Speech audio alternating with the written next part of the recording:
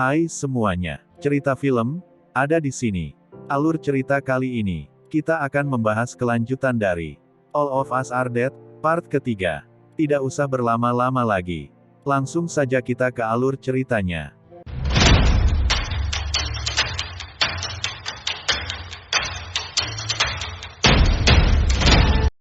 Awal cerita, dimulai dengan memperlihatkan seorang YouTuber yang sedang dalam perjalanan menuju kota Hyeosang.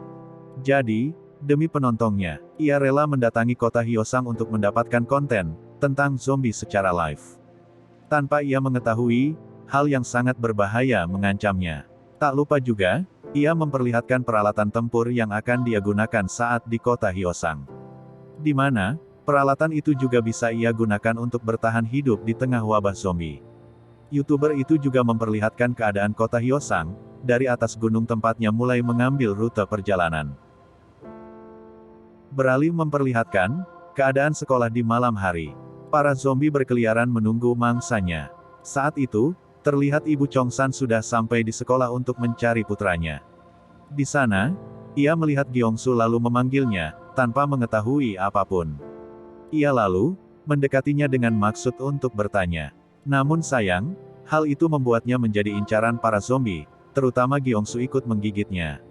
Dan Ibu Chongsan pun ikut terinfeksi. Di dalam ruangan siarang, Soo-hyuk dan teman-temannya yang masih terjebak di sana, memutuskan untuk membuat toilet darurat. Karena bagaimanapun juga, setelah seharian melawan zombie, kini mereka membutuhkan toilet untuk buang air.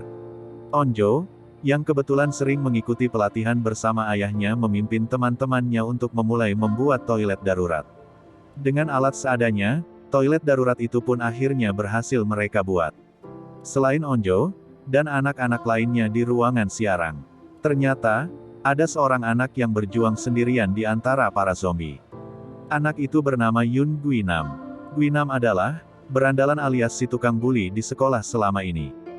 Jadi tak heran, saat ini dia masih mampu hidup dengan kemampuan bela dirinya yang cukup baik.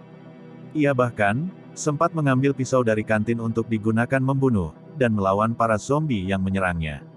Di mana sebelumnya, Guinam berjuang melawan para zombie di kantin. Ia bersembunyi di kantin dan mengorbankan teman-temannya agar ia bisa selamat.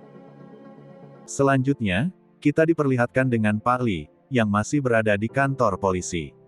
Ia masih diinterogasi tentang semua kekacauan yang terjadi. Pak polisi itu bernama Song Jae-ik. Dengan begitu kesalnya, setelah melihat keadaan di luar sana, ia pun berkata kepada Pak Lee, bahwa, karena ulah dan dendamnya atas kasus pembulian anaknya, maka, semua orang yang tidak tahu menahu ikut jadi korban. Bagaimana tidak, meskipun putranya sangat frustasi akibat pembulian, namun pihak sekolah seakan menganggap sepele masalah tersebut yang tidak perlu dibawa ke ranah hukum.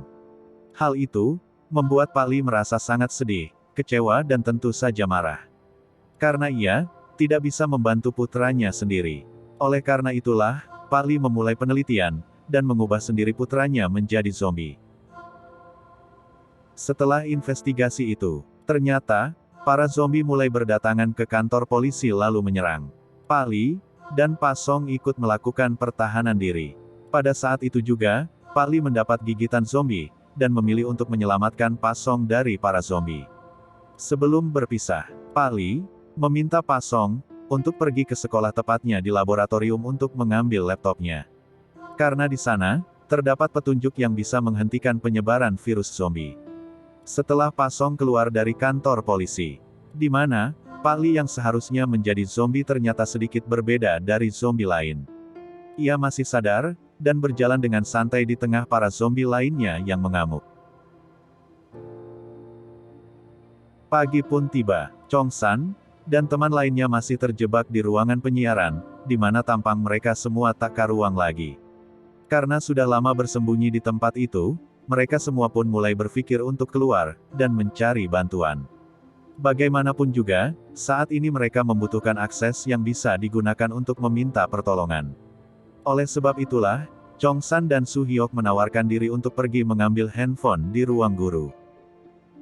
Sementara itu, terdapat dua siswa di atap sekolah yang ternyata berhasil selamat. Kedua orang itu adalah Kim Chol-soo dan Min Eun-ji. Jadi sebelumnya, Mereka berdua kebetulan berada di atas sekolah. Di mana, saat itu Engji merasa frustasi dan berniat ingin bunuh diri.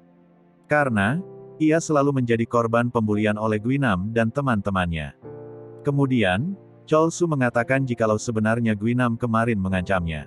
Bahwa, dia akan menyebarkan video Engji tanpa busana hari ini. Hal itu, tentu saja membuat Engji takut dan nekat memberanikan diri untuk mencari handphone Guinam di ruangan guru. Sementara Cholsu, memilih untuk tetap di atas gedung. Karena, ia terlalu takut melawan zombie. Setelah turun dari lantai atas, Engji berusaha berlari sekuat mungkin untuk menghindari gigitan zombie. Karena, zombie yang terlalu banyak, ia akhirnya digigit. Namun entah bagaimana, gejala Engji sama seperti Pak Li. Di mana setelah digigit, ia tidak berubah menjadi zombie. Dan ia masih sadar seperti biasanya. Uniknya, dengan kondisinya saat ini, ia tidak dimangsa oleh zombie sehingga, ia bisa bergerak dengan bebas.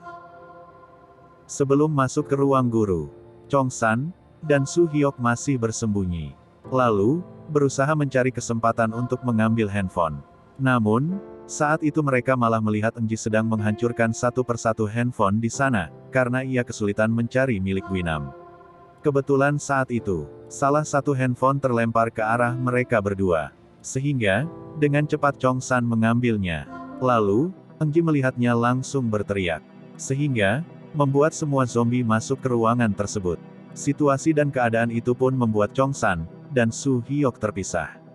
Su Hyok bisa kembali ke ruangan siaran sementara, Chongsan yang mengalihkan zombie ke arah luar berusaha berlari ke sekuat mungkin. Chongsan berusaha menghindari para zombie dan masuk ke ruangan kepala sekolah. Di sana, ia bertemu dengan Guinam yang sedang mengikat tangan kepala sekolah. Kepala sekolah pun meminta bantuan kepada Chongsan untuk menghentikan Guinam. Oleh karena itulah, Chongsan pun mengancam Guinam dengan memvideokan aksinya tersebut. Namun saat itu, Guinam sama sekali tak peduli, dan malah membunuh kepala sekolah. Kemudian Guinam langsung menyerang Chongsan, dan berusaha mengambil handphone dari tangannya. Alhasil, Chongsan pun kabur dan dikejar oleh Guinam. Bahkan, Guinam juga dengan teganya melempar pisau ke arah Chongsan saat sedang mengejarnya. Di sisi lain, Yang Hari, siswi dari anggota klub panah dan 3 orang lainnya yang masih selamat. Saat itu juga keluar dari persembunyiannya, untuk mencari keberadaan adiknya. Sementara di luar sekolah, pemerintah mulai kewalahan menghadapi lonjakan kasus zombie yang semakin meningkat setiap harinya, dan menyebar begitu sangat cepatnya. Oleh sebab itulah, aparat militer mulai dikerahkan untuk mengevakuasi beberapa orang yang masih selamat, dan dibawa ke tempat pengungsian untuk dikarantina. Selain itu, pemerintah juga memutuskan untuk menutup semua akses internet dan telepon di kota Hyosan. Beralih ke Chongsan, yang terus-menerus dikejar oleh Guinam sampai pada akhirnya berakhir di perpustakaan. Saat itu, mereka berdua terlibat perkelahian dan adu mulut di atas rak-rak buku, yang di bawahnya ada segerombolan zombie siap memangsa mereka berdua. Lalu, perkelahian itu pun diakhiri dengan kemenangan Chongsan, yang menusuk mata Guinam menggunakan handphone, dan mendorongnya ke arah zombie. Dengan hal itu, Chongsan pun berhasil kabur, karena para zombie sibuk memangsa Guinam. Dan, part 3 pun selesai. Terima kasih banyak untuk semuanya. Karena udah nonton alur cerita kali ini.